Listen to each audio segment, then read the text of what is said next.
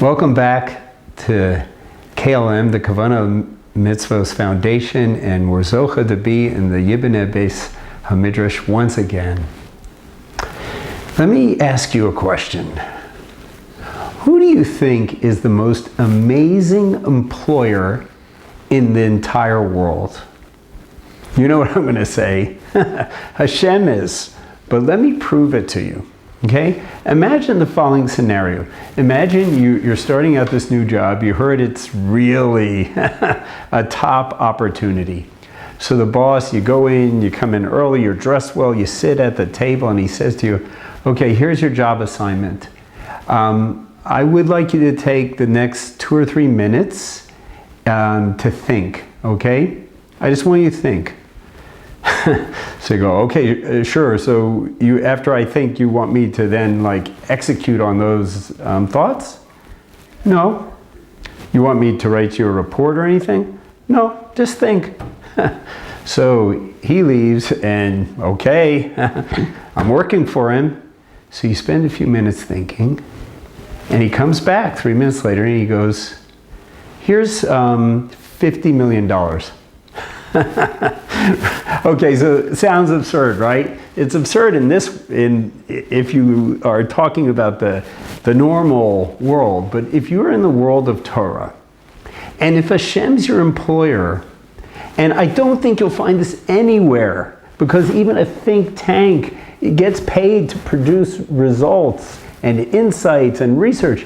Hashem pays us to think, to have the right thoughts. It's incredible, no? So we are working for the greatest employer of all. And that's, by the way, that's a huge emphasis that we're focusing on with Kavanah Mitzvos.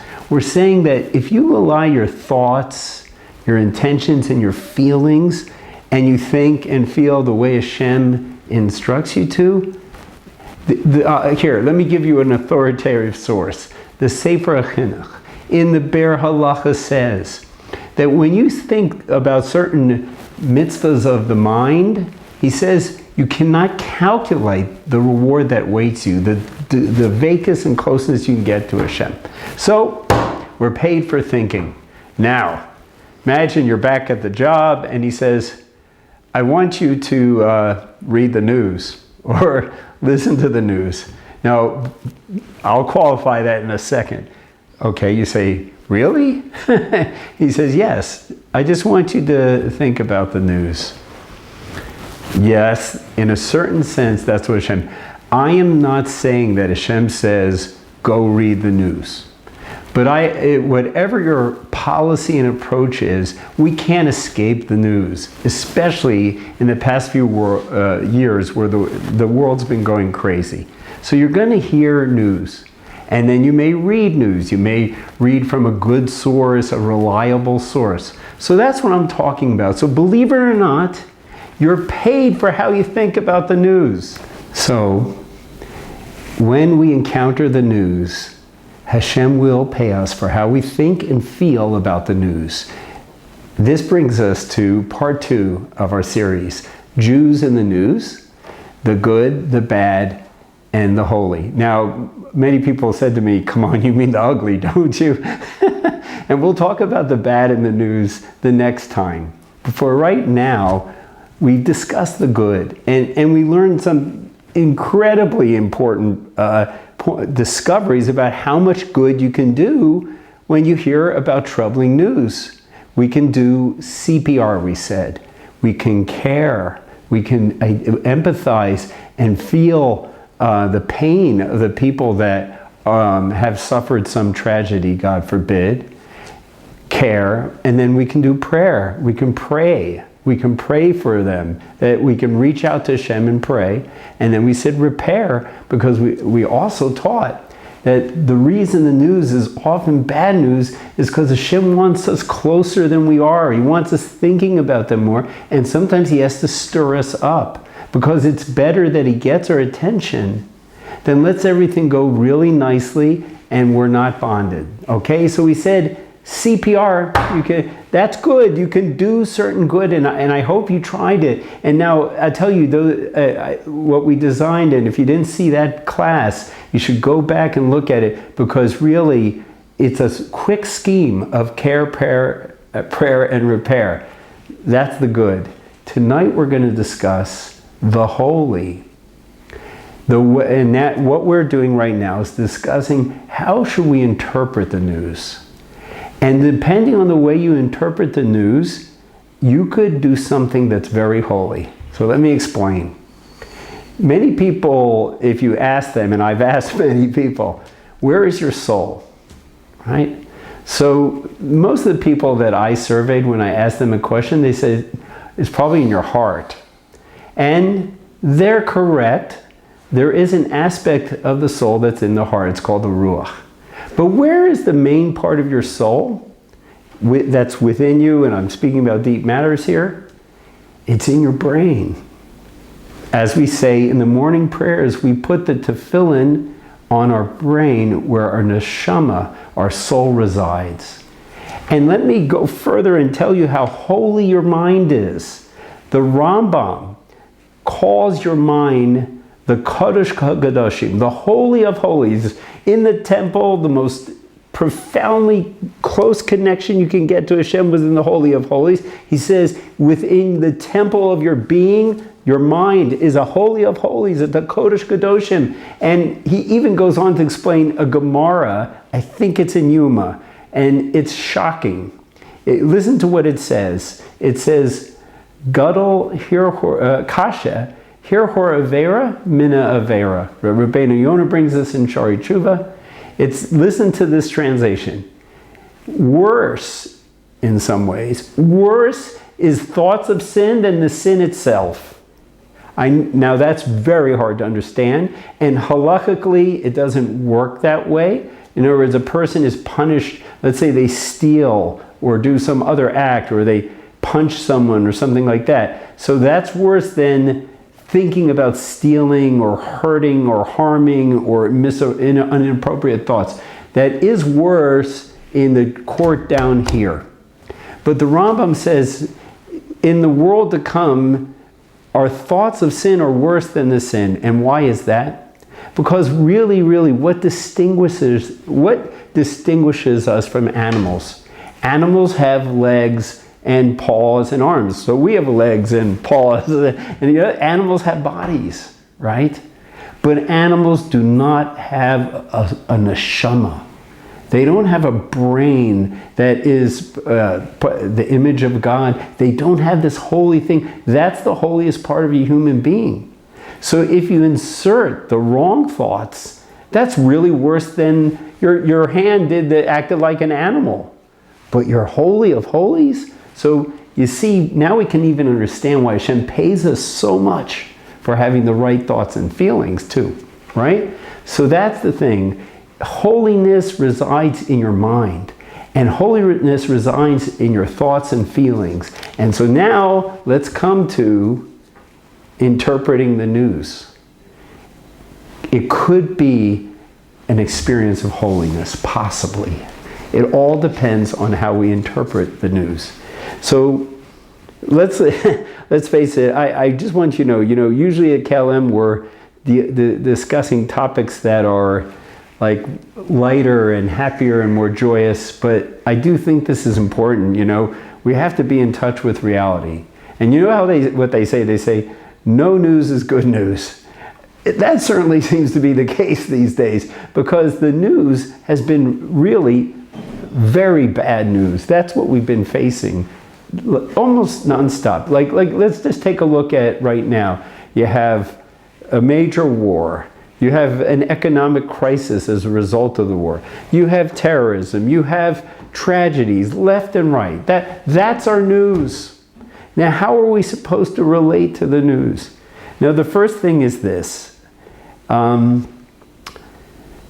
I said, we're moving into delicate territory. And when you start to think, I was going to ask you this, why is it so hard to see the hand of Hashem in the news? yad of Hashem, the divine providence right now.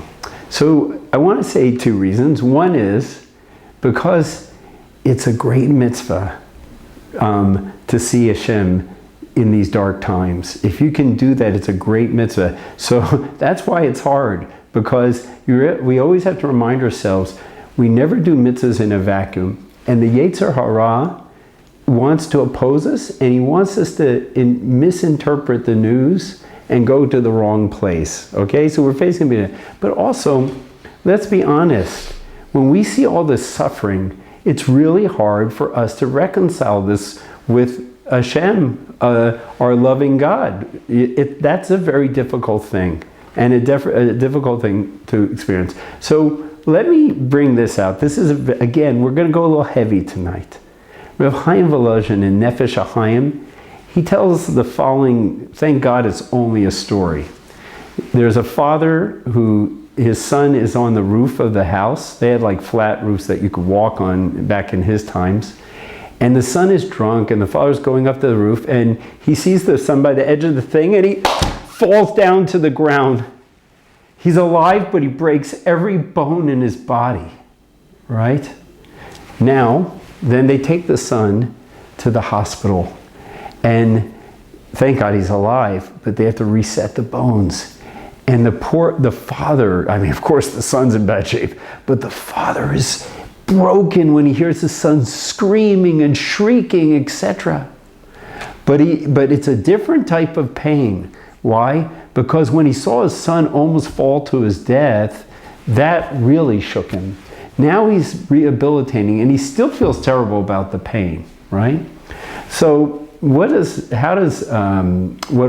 Chaim Volozhin tries to explain to us is, how does Hashem feel about human suffering? How does he relate to it? So the thing is this, we're all here to connect to God and do good in the world, right? And when we stray and we sin, we are doing this really bad, we're being very destructive. And it's like the son falling off the roof. It's so destructive when we do sin. And that's one of the reasons there's pain and difficulty, is that's the hospital experience. It pains the father to see the child in pain, but at least he's healing. So that kind of perspective on the news, that this suffering could be really a process of healing for people, that's a thought that makes you holy if you have it, okay? And it's part of a mitzvah I'm going to discuss more in a moment, and okay? And that's Yichud Hashem. To realize that the Creator, the Creator is good, and He does good. Now, but let's step back. When you see people acting wickedly, it's hard not to be filled with anger and hatred. Can that be holy? Can it be holy to be so angry at the dropping bombs on hospitals and things like that? You're furious and angry. Can that be holy? It depends. If you look at it as a set of random occurrences, of course not. But no, that's not my point. If you just get caught up in the event and Hashem, and you don't understand how Hashem relates to it, not much good, right? But ready? The Torah teaches us that Ohavei Hashem sinu ra. It says in Tehillim, in the Psalms, people who love Hashem hate evil. So guess what? If you see evil and it burns you up because you love Hashem, and you know this is completely against His plan and undermining the goodness He wants to shower on people, that shows you love Hashem. So when you're feeling just burning up about the evil that's taking place, say, I love Hashem and I hate what's happening to His plan.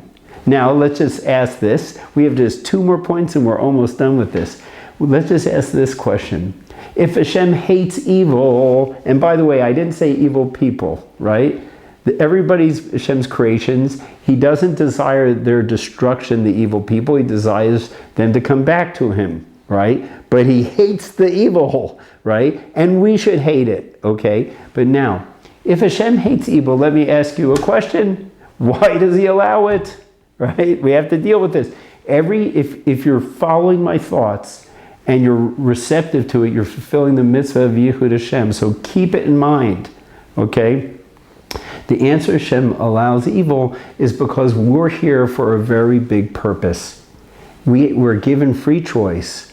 And the result of our collective actions, Hashem allows for the evil there for us to be heroic, reject it, fight it, and for the people who've made the mistakes to come back. So there are reasons. And all the things, the bad news can become holy if you reflect and you say, why would a good God do this? That's a mitzvah.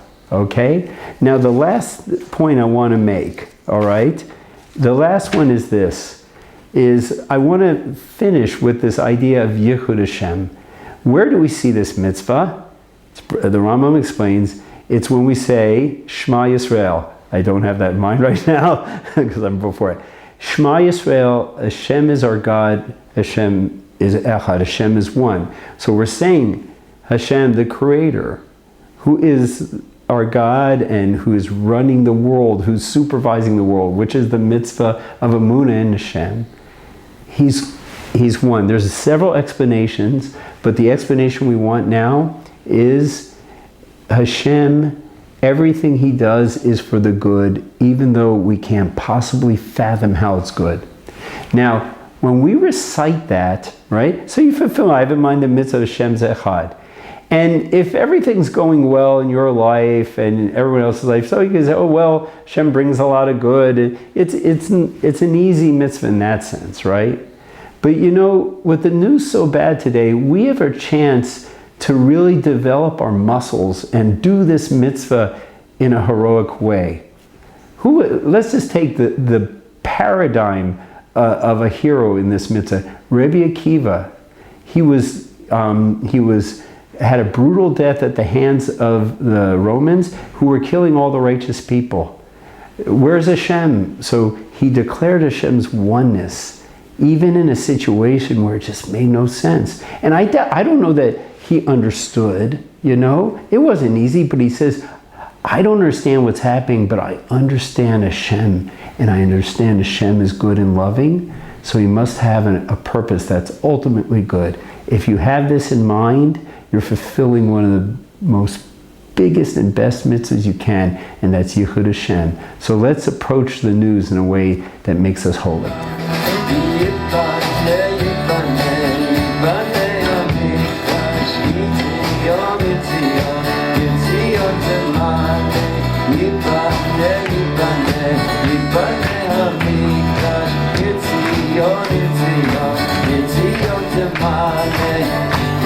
Shama shir shir chadyash